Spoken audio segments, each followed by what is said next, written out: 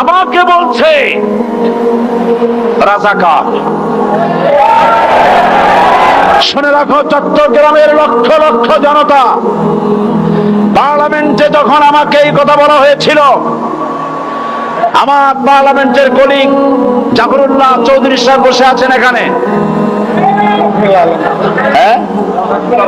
জাফরুল ইসলাম চৌধুরী বসে আছেন পাশে, প্রধানমন্ত্রী সুদ্ধা, অন্তত 3 শতাধিক পার্লামেন্টের সম্মানিত সদস্যরা সেদিন বসা।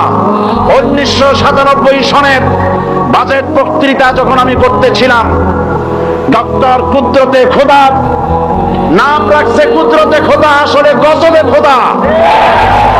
এই লোকটি নাস্তিক, ইসলামের চূড়ান্ত দুশমন। তার প্রণীত শিক্ষা ব্যবস্থার যখন সমালোচনা করছিলাম,